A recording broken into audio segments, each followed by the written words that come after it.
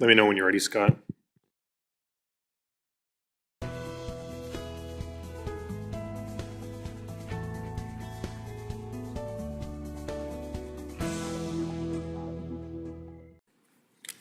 All right, good afternoon.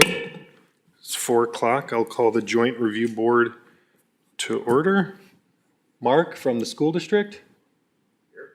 Tom from the county? Here. All right. We have a quorum. If folks could stand for the Pledge of Allegiance. I pledge allegiance to the flag of the United States of America and to the republic for which it stands, one nation, under God, indivisible, with liberty and justice for all. All right, appointments. So just to confirm appointments, so for the public member, Roberta Flicky-Pineski has been confirmed by the city council to be the city's public representative. Is there a motion to confirm? I'll move for approval. Second. Moved and seconded. Under discussion. Seeing none, all those in favor of reaffirming the public member state aye. Aye. Any opposed? Chair votes aye. That's approved. Any nominations for chairperson? I'll move that the mayor be appointed chairperson. Second. Okay, it's been moved and seconded. Any other nominations? Seeing none, all those in favor state aye. Aye. Aye. Any opposed? Chair votes aye. Thank you. All right, review responsibilities of the Joint Review Board. Who wants to do this, Greg? And now, Scott, this thing tweaked out on me, so I don't know. This thing tweaked out on me. It says user not found. So I can't turn on the mic. There we go. Okay, Greg? Good afternoon. Quick overview of the responsibilities of the Joint Review Board. The Joint Review Board is the statutory body that is required to convene anytime a TID district is created or an existing TID district is amended. There's also a requirement that Joint Review Boards meet annually to review the status and performance of each TIF district. Your general responsibilities when considering a TID creation are to make sure that the TID district satisfies the criteria that's outlined in statutes. We'll be talking about the proposed creation of TID district number 26. We're going to give you an overview of that. No official action will be required by the Joint Review Board today. You've accomplished your official tasks, which was affirming the public member and appointing the chairperson. We'll just provide an overview of the proposed TID creation. If this proceeds to approval by Plan Commission and the City Council, will come back to this body for consideration at a later date. I'll be happy to answer any questions on your roles and responsibilities. Questions at all? No? All right, then we can just jump into review and discuss the draft project plan. You have a copy of the project plan and a summary document which kind of summarizes the main findings within that project plan. I'm going to go through the summary document just because it really highlights the main findings within the project plan. So on page 2 is the TID 26 details. This is a mixed-use TIF district. It has a maximum life of 20 years. The district boundary encompasses approximately 62 acres, encompassing the Volrath Company site and then extending east to include the Old World Creamery and other areas suited for mixed-use development. The project costs identified in the project plan, which is what identifies as eligible TID expenditures, should the increments be sufficient to cover those costs. It includes $3 million in development incentives, or $3 million total project costs, including development incentives, administrative costs, and some half-mile radius infrastructure improvements for sewer, street, and sidewalk improvements.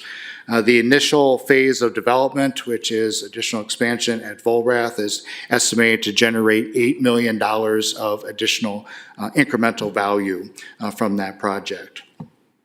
One of the statutory requirements is that you are in compliance with the 12% test when you create a new district.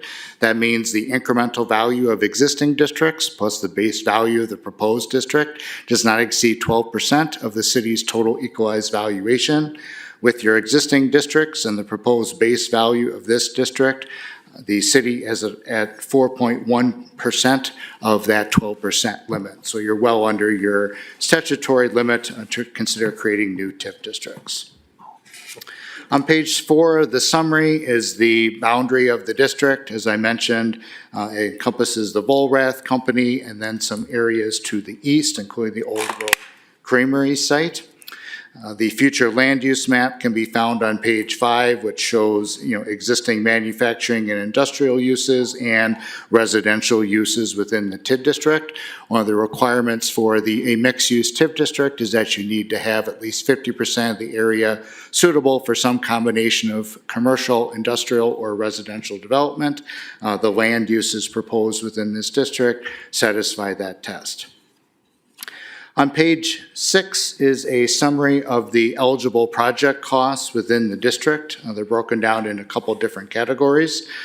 First is development incentives, which is 1.6 million. Then there's some infrastructure costs totaling about 1,333,000. That's some sanitary sewer relay relocation and then some street improvements on North 23rd Street and some sidewalk improvements around the boundary of the district.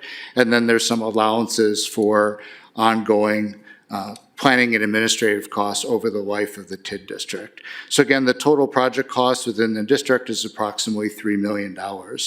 You'll see the project list on table 6 includes an identification number in the far left-hand column. That corresponds to the map on page 7, which identifies the location of the proposed improvements.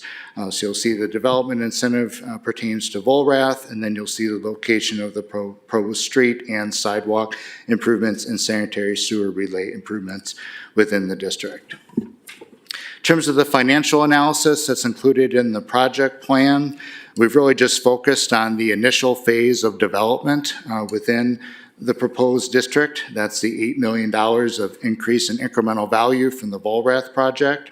The cash flow shows that a portion of the potential infrastructure project costs identified in the project plan can be supported by that initial phase of development. If additional incremental value exceeds what's estimated from that initial development phase, additional projects can be supported if the tax increment is sufficient to cover those costs. Again, when a TID district is created, the project costs identified in the plan just represent what is a TID eligible expense. It's not a commitment by the city to undertake those costs. Development incentives require a development agreement. Infrastructure projects require normal approval by the city council. The projected closure of the district is its full maximum life of 20 years in 2047.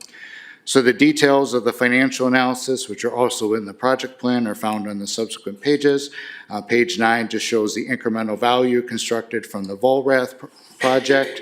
That project, if completed in 2026, would generate about $2,465,000 of tax increment over the 20-year life of the district. That's shown in the chart on page 10.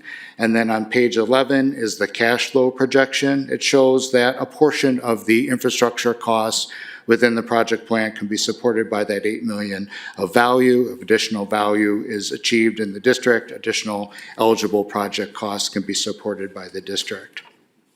So the primary purpose of the district is to encourage and promote future expansion at the Volrath site. There's other infrastructure costs that's identified to help promote development within the area, and then the boundary encompasses other areas to the east to promote some redevelopment opportunities anticipated within the eastern portion of that district. So again, there's no action required by you this afternoon. This is just kind of an overview, but if you have questions, I'll be happy to take them at this time. All right. Sounds good. Any questions for Greg? Questions from staff at all? Yeah, Tanya, right? Yeah. Yeah, okay, yeah. Tanya from LTC. No worries.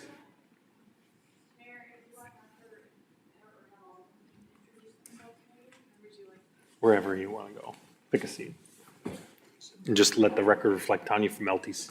Lakeshore College is here. Lakeshore, sorry. No, LTC is just in my vocabulary, so. Questions from committee members at all? Nope, okay. Anything else that you'd like to add, Greg? Financially, we're all, it all drives? Yeah, financially, it all works. We kind of show, as the city is, typically done, we'll evaluate incremental value as it's generated within the district and make expenditure commitments as the incremental value is generated. But the initial development incentive is a pay-as-you-go incentive, meaning it's going to be generated from increment from the Volrath property directly, so that incentive will only be paid out at the maximum amount should the tax increment from that expansion provide the sufficient increment to support that cost. And the primary purpose is to help a legacy company grow and expand and continue to invest here, both for Volrath and then obviously Old World Creamery, which is working on their aggressive expansion as well. That's correct. Thank you. Other questions? Cool. All right. We're not voting on anything today. This is just initial presentation. I think item number 7, the next date, we can figure that out via email. I'm not concerned. So with that, we've exhausted our agenda. Is there a motion to adjourn? I'll make that motion. Moved and seconded. All those in favor of adjournment, state aye. Aye. Any opposed? Chair votes aye. We're adjourned at 4:11. Thanks, everybody.